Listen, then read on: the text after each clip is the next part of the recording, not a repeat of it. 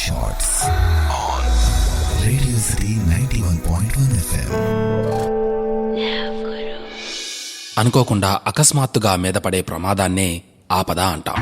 అది అనారోగ్యం, ప్రమాదం, చిక్కు సమస్య వంటిది ఏదైనా కావచ్చు. ఎంతో ధైర్యం, నిబ్బరం కలిగిన వాళ్ళైనా ఆపద సమయంలో అల్లాడిపోతారు, చిగురుటాకులా కుంపించిపోతారు. తన శక్తులు ఉడిగిపోయేదాకా పోరాడిన గజేంద్రుడు ఇక తన వల్ల కాదని అంటూ మొర పైకెత్తి శ్రీహరిని వేడుకున్నాడు.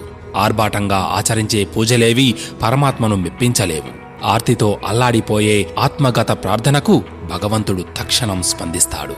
ఆ స్పందన కూడా ఎంత అద్భుతంగా ఉంటుందంటే అంతా అయిపోయిందనుకుంటాం.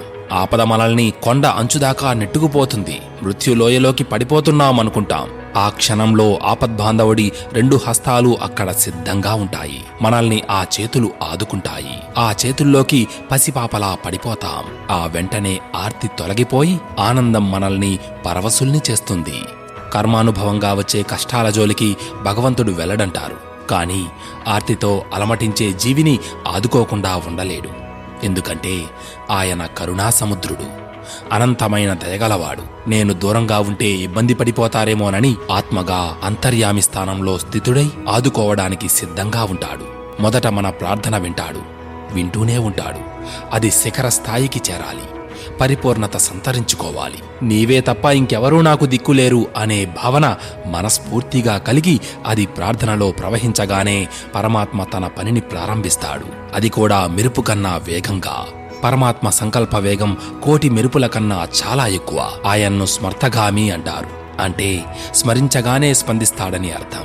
ఈ స్మరణ ఎప్పుడు ఆత్మశుద్ధితో కూడి ఉంటుందో అప్పుడే ఆయనకు మన పిలుపు అందుతుంది. అంతవరకు మన పాటలన్నీ గమనిస్తూనే ఉంటాడు.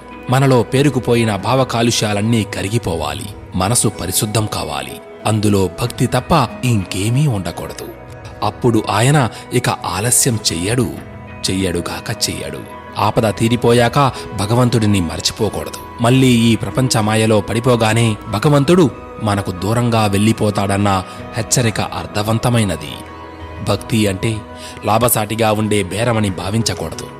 అవసరం ఉన్నప్పుడే భగవంతుని ప్రార్థించడం ఆధ్యాత్మిక స్వార్థం. శ్వాసకు భక్తికి తేడా ఉండకూడదు. భక్తి అనంతంగా ఉంటే భగవంతుడి అనుగ్రహం కూడా అలాగే ఉంటుంది.